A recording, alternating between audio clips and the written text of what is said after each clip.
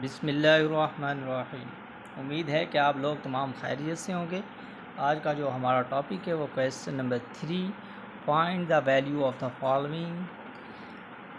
दर्ज झेल जो वैल्यूज़ में दी गई हैं इनमें को हल करके इनका जवाब निकालना है। तो उसका तरीक़ाकार ये है कि 2 sin 45 degree minus 2 cos 45 degree. तो 2 कोस साइन 45 डिग्री आपके पास जो वैल्यूज़ होती है वो 1/2 का जज़र होती है, और माइनस 2 कोस 45 की डिग्री भी जो आपके पास वैल्यूज़ होती है वो 1/2 का जज़र ही होती है।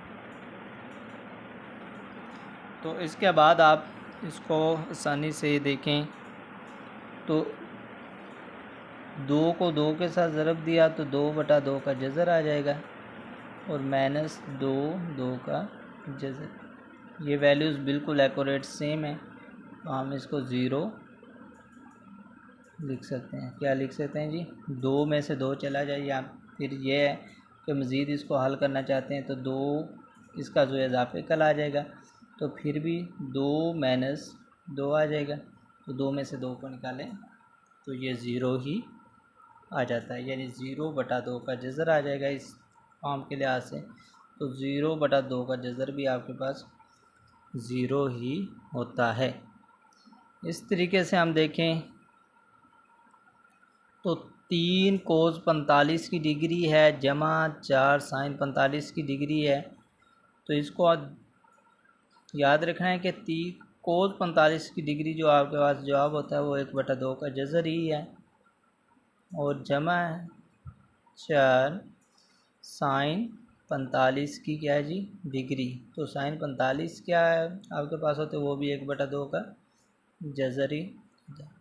इसके बाद आपने ज़रब दे देनी है, 3 एकम 3 आ जाएगा, और क्या आगे 2 का जज़र।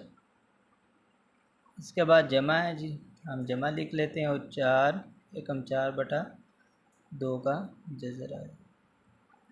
इसके बाद आपने क्या करना है, इसका जो है इजाफे कर ले लें तो आपके पास क्या आ रहा है जी? LCM इसका 2 का जज़र ही आ रहा है। अब इसके बाद देखें तो 2 का जज़र 2 के जज़र के साथ कैंसिल, 1 आ जाएगा, तो 3 जमा 4 आ जाएगा। तो 4 जमा 3 7 बटा आपके पास जो वैल्यूज़ आ रही है 2 का जज़र आ रही है। तो इस तरीके से हम इसको ईजीएस्ट वे के तरीके से हल कर सकते हैं। तो आगे जो जुज़ नंबर 3 है, 5 cos 45 degree minus 3 sin 45 degree दिया गया है। तो आपको मालूम होना चाहिए कि 5 cos 45 डिग्री 1/2 का जज़र है, और माइनस 3 sin 45 भी आपके पास 1/2 का जज़र होता है। तो अब इसके बाद 5 एकम 5 कर दें, बटा 2 माइनस 3/2 का जज़र है, ये भी आपके पास जज़र है। तो ये आपके पास क्या आ गया जी? 2 का जज़र LCM ले लिया, इसका जो इजाफे कल आ जाएगा, तो ये आपके पास 5 एकम 5 देखिए, 2 का जज़र 2 के जज़र के साथ कैंसिल, तो 1 आ जाएगा, 5 एकम 5, और इसके बाद 2 का जो जज़र 2 के जज़र के साथ कैंसिल हो जाएगा, तो 1 जवाब आ जाएगा, 3 एकम 3 हम लिख सकते हैं। तो इसका मतलब ये हुआ कि 2/2 का जज़र है।